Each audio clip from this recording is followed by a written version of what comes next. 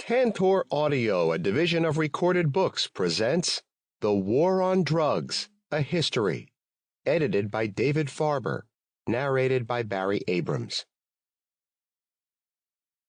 Introduction. David Farber.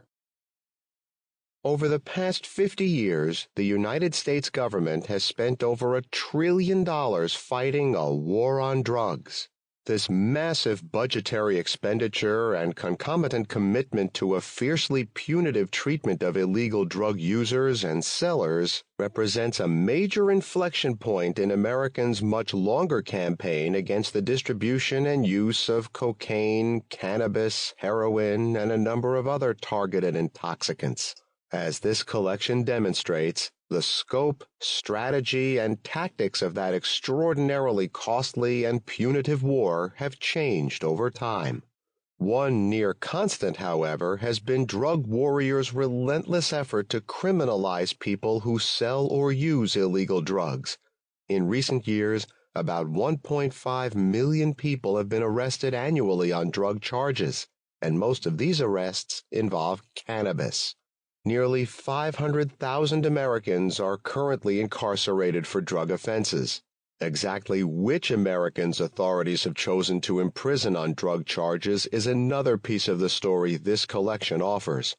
Suffice it to say here that Black Americans are almost 6 times more likely than white Americans to have been incarcerated on drug charges, even as white and Black Americans use drugs at about the same rate. Currently, the federal government expends well over $9 million every day, or well over $3 billion a year, to lock up drug offenders. States and localities combined pay far more. Today, in part as a response to those human and financial costs, Americans are fast losing their faith that a war on drugs is fair, moral, or sensible, let alone winnable. Recent surveys show that only about 1 in 10 Americans believe that anyone should go to jail for possessing a small amount of marijuana. During the 2020 election campaign, erstwhile drug warrior extraordinaire President Joe Biden went further, arguing, "No one should be incarcerated for drug use of any kind." He insisted that education, prevention, and redemption, not incarceration, should govern American drug policy. At least one recent survey of American public opinion indicates that Biden's position has become a majoritarian one in the U.S. 55% of those surveyed said that all drug offenses should be treated not as felonies, but simply as civil offenses. In the words of the survey, such offenses would be treated like minor traffic violations rather than crimes. That newfound perspective, as this collection indicates, has been hard-won, and it has yet to change fundamental aspects of the punitive drug regime that has long reigned in the U.S. Even though the war on drugs has lost a great deal of popular support, the sunk costs of the war continue to drive it forward.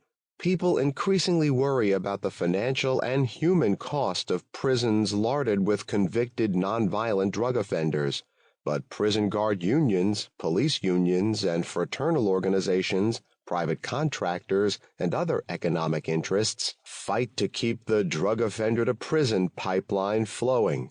And after 50 years of successful drug-dependent state building, fiefdoms of drug-fighting agencies and organizations at every level of government insist on the continued need to maintain their institutional prerogatives, power, and funding. Pharmaceutical industries as well as political careers have been built on the logic of a punitive war on drugs. A great many voters, while increasingly uncomfortable with this 50-year-long war, are rightfully anxious about what could and should replace it. These factors and more have made fundamental, let alone equitable, change in American drug policy an extraordinary political challenge. In this collection, we examine how and why so many fought so hard to criminalize the use and sale of such a great variety of drugs. We also draw attention to those who fought both the logic and punitive practices of the war on drugs. Writing in this seemingly transformational moment, We also ponder what might replace this war. Should the model Americans use to regulate white market drugs expand to include currently illegal black market drugs? Could public health approaches further ameliorate drug addiction? Should legalization extend beyond cannabis to other drugs, such as cocaine and hallucinogenics? Ending the punitive war on drugs, almost all reformers would agree, demands more than simply saying yes to all currently illegal drugs. When President Richard Nixon launched the modern war on drugs in 1979, few Americans believed that cannabis, let alone so-called hard drugs, should be legal or even decriminalized in the U.S. In 1969, 84% of Americans said they believed anyone caught with even the smallest amount of marijuana should go to jail. Users and dealers of hard drugs, Americans believed, demanded even greater punishment. Just 30 years ago, in the midst of the crack cocaine scourge, then Senator Joe Biden followed the public's conventional wisdom. He was one of America's most outspoken drug war hawks, calling for more arrests, more convictions, and more prison time for drug dealers. For decades, a broad political consensus that included liberal Democrats and conservative Republicans championed a mercilessly punitive war on drugs. President Bill Clinton, just like President Ronald Reagan, signed legislation giving law enforcement authorities at all levels of government more resources and more incentives to lock up ever more Americans caught up in the distribution and possession of illegal drugs. The African-American congressional representative Charles Rangel, whose district included Harlem, was as fierce an advocate of harsh treatment of drug offenders as any of his conservative white fellow members of Congress. For nearly half a century, tens of millions of Americans across social, economic, and political divides agreed that the war on drugs was one of the U.S.'s good wars. Of course, this conventional wisdom functioned in the breach. Americans continued to use illegal drugs and to raise their voices against repression.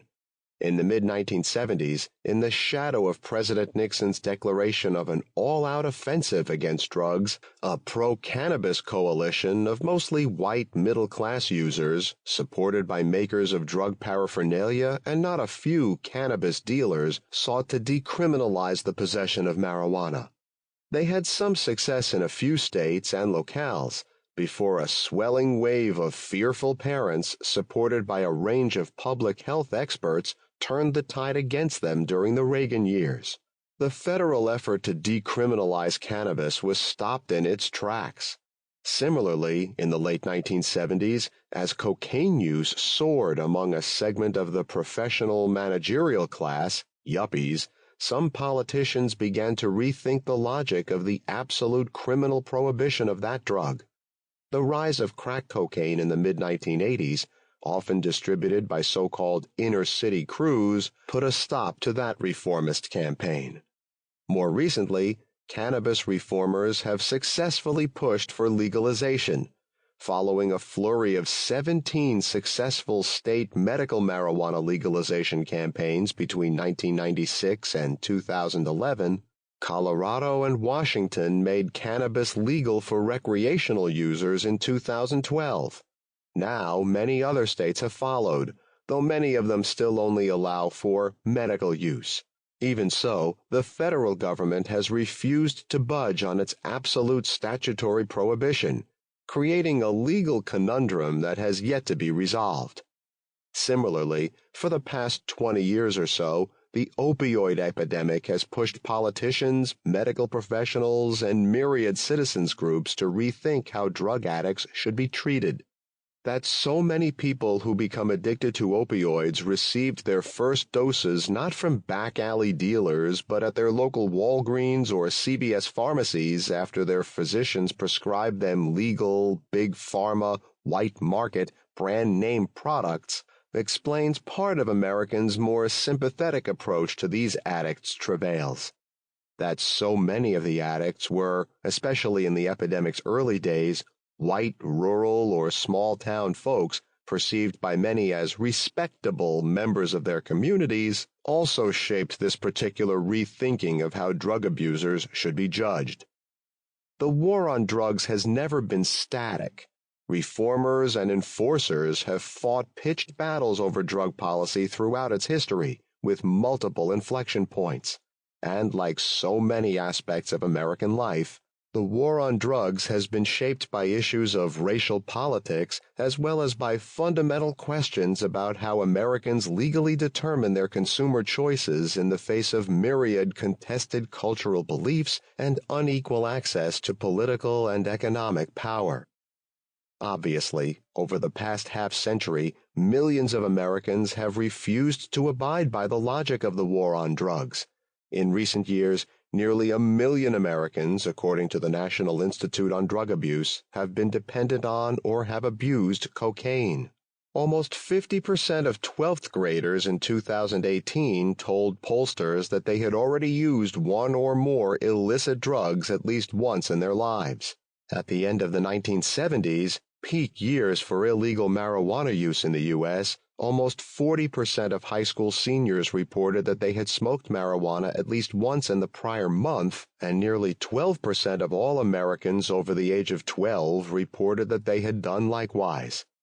Illegal drugs have been nearly ubiquitous in modern America, despite the war on drugs and the opprobrium a range of authorities have rained down on drug users. As this collection demonstrates, America's state-sponsored drug warriors have always battled a guerrilla army of insurgent users, dealers, and traffickers.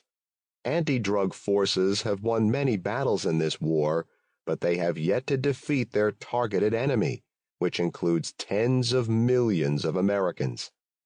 Despite the many risks associated with obtaining and using illegal toxicants, throughout the war on drugs, Americans forged a mass market that rivaled almost any other consumer sector of the American economy. Whether they were yuppie cokeheads or poor heroin addicts, prescription pill-abusing teenagers, or the millions upon millions of people from all walks of life who enjoyed getting high on whatever illegal substance was on offer among their set, Thai stick, ecstasy, crank, lean, oxy, the list is long, drug buyers have been everywhere. Illegal drug users in the U.S. created a massive consumer demand that drug traffickers and their retail distributors have been more than pleased to service. The war on drugs made supplying that demand dangerous in multiple ways, but it also made it extremely lucrative. It created an underground economy with its own global supply chain. As this collection explains, the drug war has created business opportunities in some of the world's most economically challenged nations and has provided employment and entrepreneurial enterprises in poverty-stricken neighborhoods and communities throughout the U.S.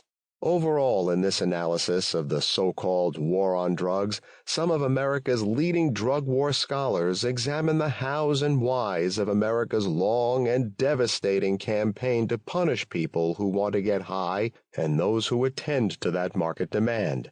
As a group, we seek to explain why the war on drugs received so much broad public support for so long. What, we ask, was its political utility? As we examine how the war was fought both domestically and internationally, we also ask, who benefited from it? We analyze as well how forces have aligned to permit some drugs to be legally enmeshed in a willfully impotent regulatory regime, OxyContin, for example, while other drugs, even when championed by a range of credentialed experts, are ruled too dangerous to be legal in any circumstance, LSD, for example. Finally, we consider why so many people were so willing to battle the mighty and punishing force of the war on drugs, maintaining, despite its force, a vibrant, dynamic, and expansive market for the illegal substances Americans desired. Aimed at fellow drug war scholars, university students, and anyone who wishes to better understand the role the 50-year-long war on drugs has played in national and international affairs, this collection serves several purposes. Fundamentally, We want one to understand how profoundly the war on drugs has figured the history of the United States. We argue that the war on drugs, while generally seen by Americans as an internal affair, has also played a fundamental role in shaping U.S. international relations. The U.S. government's attempts to expand its war on drugs to other nations has been, not surprisingly, and in keeping with other aspects of America's role in the world, an exercise in hegemonic power. But America's international drug war efforts has also provided governments in targeted countries with opportunities to use American resources to fulfill their own political projects. Thus, the war on drugs is not and never has been just an American story. As with other economic development and security aid programs, governments across the world have used drug war policies and programs in their struggles over questions of political legitimacy, the role of state power, and the freedoms to which their citizens are entitled. Within the U.S. as well, Americans have seen the war on drugs as a political weapon, one that has been used both to enforce and to challenge America's social order. Since the Nixon era, politicians have generally used drug war rhetoric to demonstrate their willingness to get tough on people they deem to be marginal and thus expendable, and have been willing to turn that rhetoric into policy. As a result, the war on drugs has had a particularly devastating impact on poor communities. Economically disadvantaged African Americans, doubly marginalized by their race and class, have taken the brunt of that attack. Racial injustice and impoverishment have many causes in the U.S. As this collection demonstrates, the war on drugs has produced one of the most devastating columns in that hard accounting. At the same time, we aim to make clear that the war on drugs is not just a story of repression and suppression. Illegal drug users and suppliers have helped to forge an enduring alternative culture and economy in the U.S. and indeed around the world. Inside the U.S., Americans have used the illegal drug underground to accumulate capital, often providing opportunities where few others exist. That illegal underground also has fostered some of the nation's most compelling cultural forms, from acid rock to hip-hop.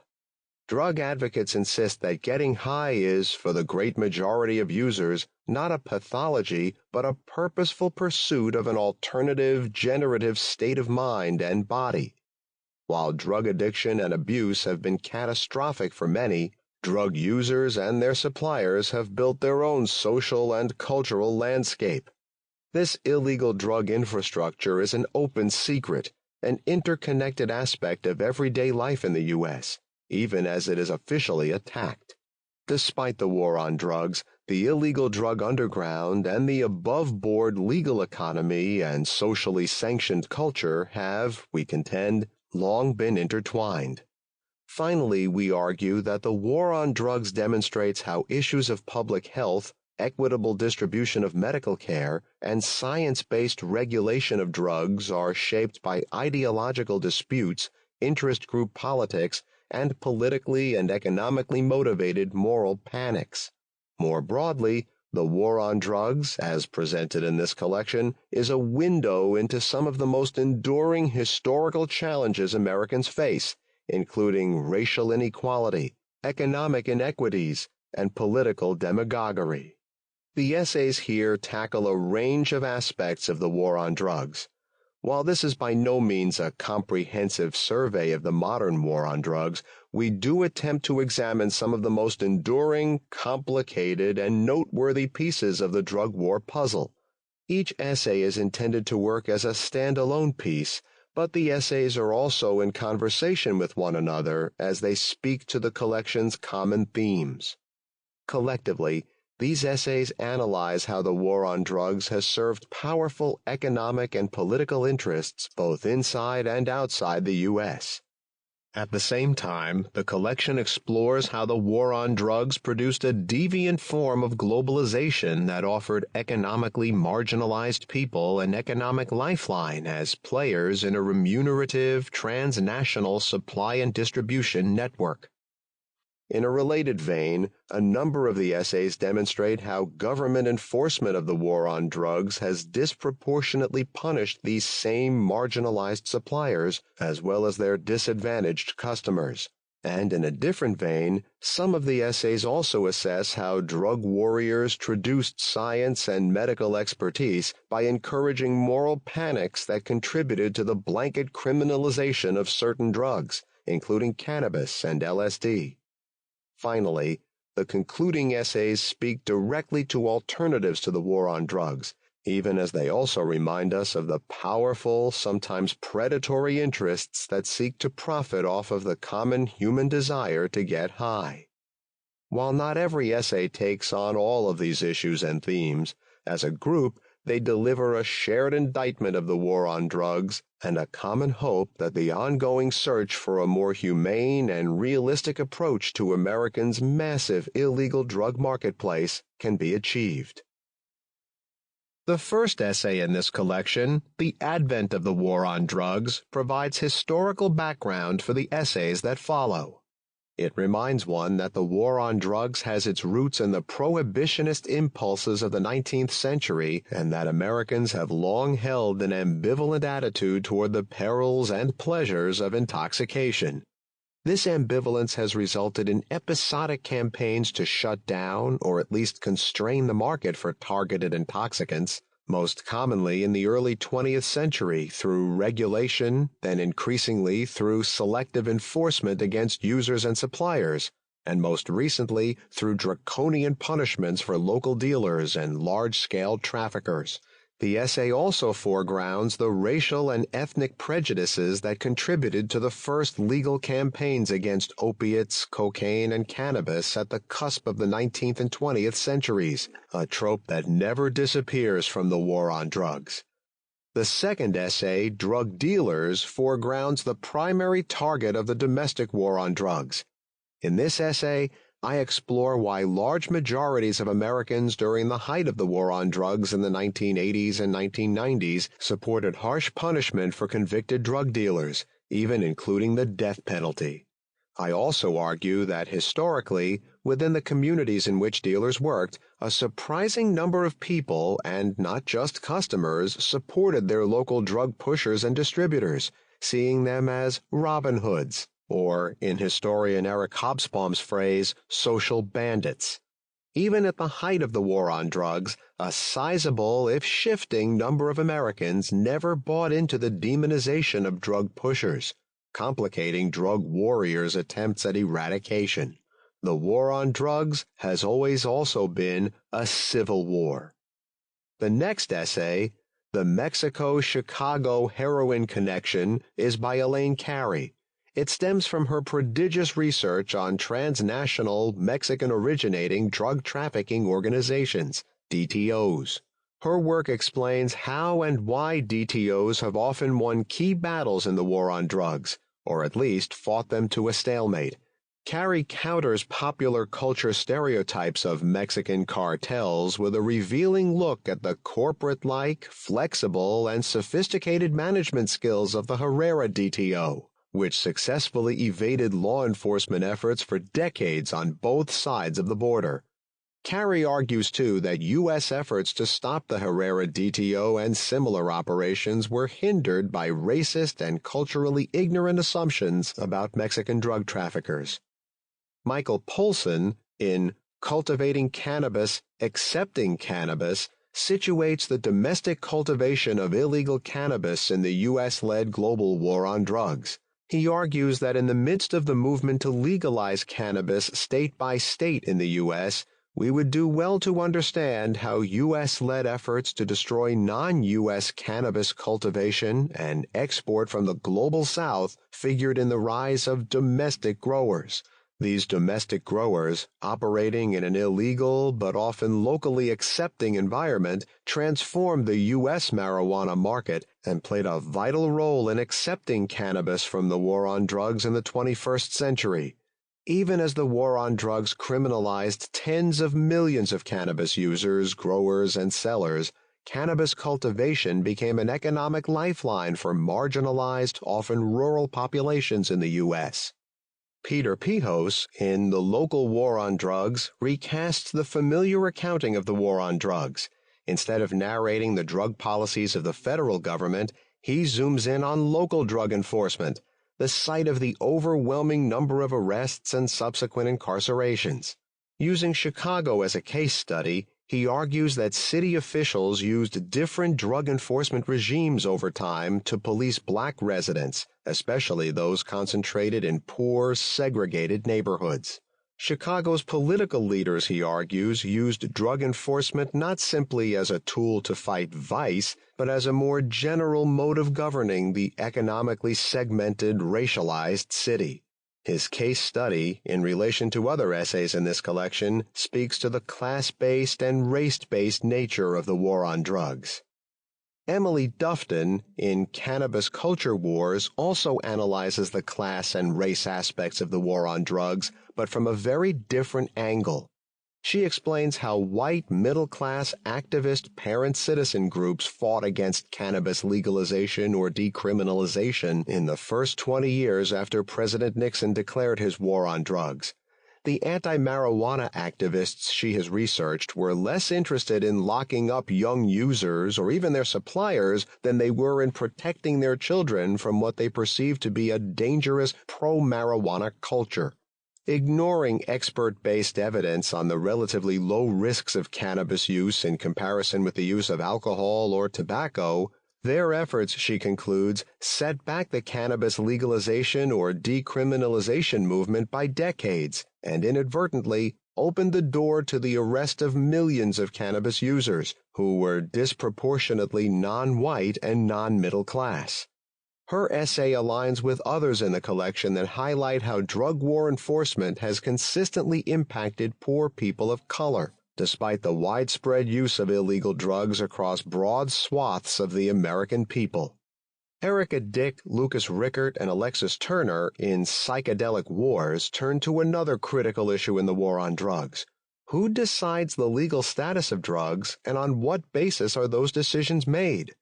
Focusing primarily on LSD, they analyze the debate within the medico-scientific community over the suitability of the use of psychedelics in diverse settings, including both the therapeutic and the recreational. Pro-psychedelic experts were quickly put on the defensive by scientists who doubted the legitimacy of the advocates' more holistic, spiritual, and non-commercial claims about the utility of psychedelic research and use. Hallucinogenics, the authors argue, did not fit into the market-based parameters of the pharmaceutical marketplace. A range of authorities, inside and outside the scientific community, deemed them irredeemable, dangerous drugs. The war on drugs had another criminalized target. The two essays on international anti-drug campaigns, Eileen Teague's The War on Drugs in Mexico and James Bradford's The War on Drugs in Afghanistan, share a common feature. Teague and Bradford both argue that the U.S.-led war on drugs never successfully achieved its goal of supply-side eradication because U.S. policymakers failed to understand how foreign governments used the war on drugs to their own ends.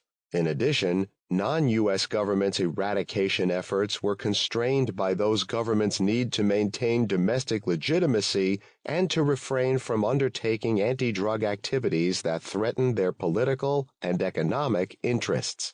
Teague's deeply researched case study of Mexico's role in the war on drugs documents how American drug war funds in the early years of the campaign often supported the Mexican government's effort to quash internal political enemies.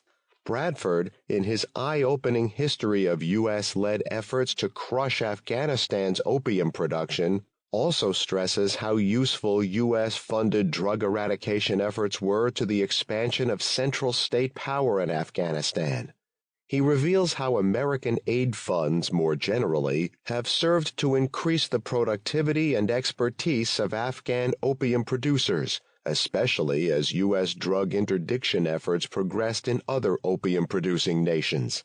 Both essays reveal how difficult it is for American drug agents to destroy international supply given the enormous economic incentives produced by the massive black market demand for illegal drugs that exists in the U.S., as well as in other wealthy nations. The final two essays in the collection examine the politically and economically fraught relationship between legal white market drugs and illegal black market drugs. David Hertzberg, in Between the Free Market and the Drug War, draws on...